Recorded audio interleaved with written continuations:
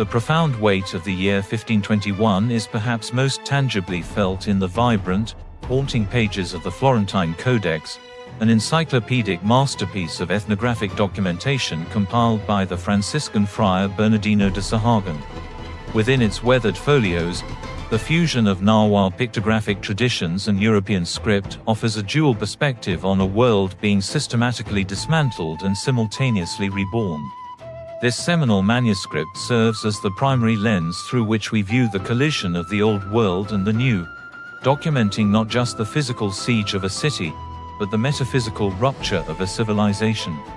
The Codex records the omens that preceded the Spanish arrival and the clinical, terrifying detail of the final days of Tenochtitlan, serving as a silent witness to the exact moment where the Aztec Empire transitioned from a living geopolitical power into a foundational myth of the Hispanic world. By 1521, Tenochtitlan stood as a marvel of hydraulic engineering and urban planning, a city of towering teocallis and floating gardens anchored in the center of Lake Texcoco. It was the heart of the Triple Alliance, a sophisticated hegemony that commanded tribute across central Mexico. Yet, by the time Hernán Cortés returned for his final assault, the city had become a desperate island of resistance. The location was decisive because it represented the apex of Mesoamerican theological and political authority. To fell Tenochtitlan was to decapitate an entire world order.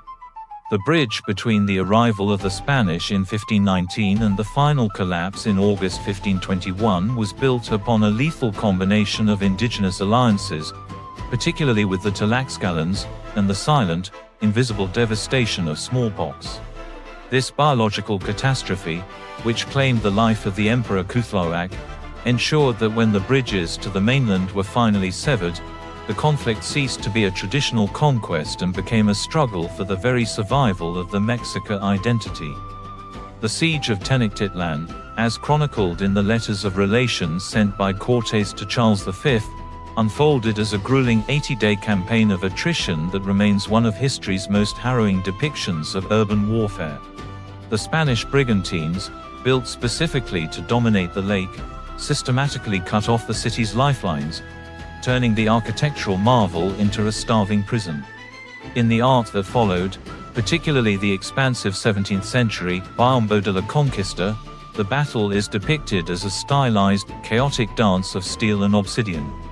These visual accounts highlight the clash of irreconcilable military philosophies, the Mexica, fighting for honor and the capture of captives for ritual sacrifice, versus the Europeans, executing a war of total destruction and territorial acquisition.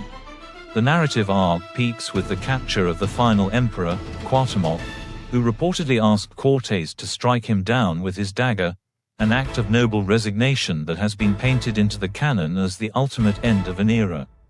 This human tragedy was not merely the loss of life, but the deliberate erasure of sacred spaces. The Great Temple, the Templo Mayor, was systematically dismantled, its stones reused to pave the plazas and build the cathedrals of the emerging Spanish colonial capital. This physical transformation was mirrored in the literature of the period, most notably in the Broken Spears, a collection of indigenous elegies that capture the lienzo de Tlaxcala perspective of the defeated.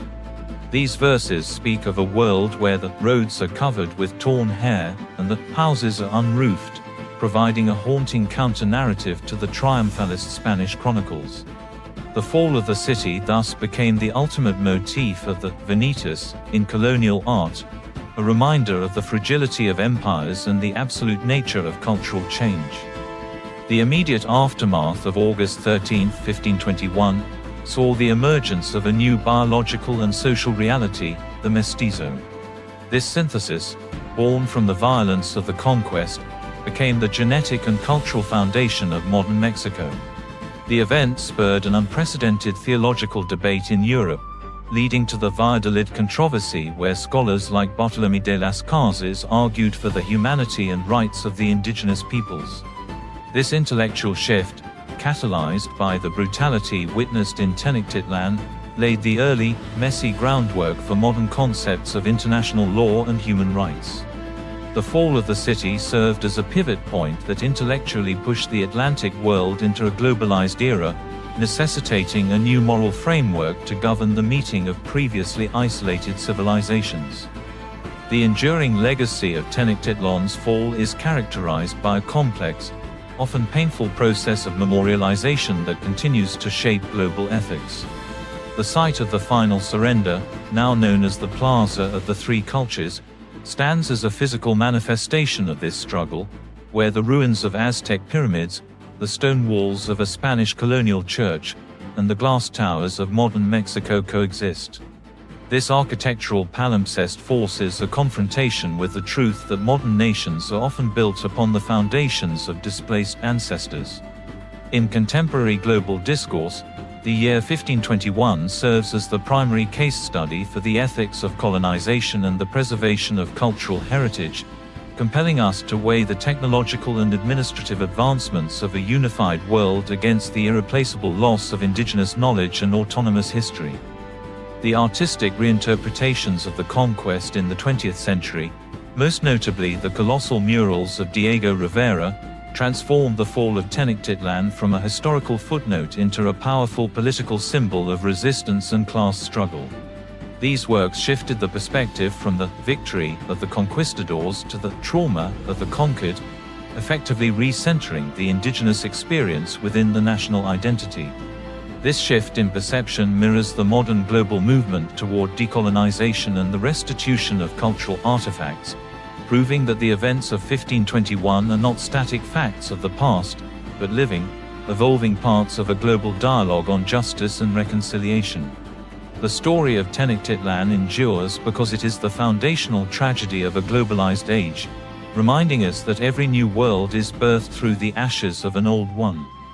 The fall of the city was the definitive moment where the isolation of the Americas ended, and the painful, interconnected history of our modern world truly began.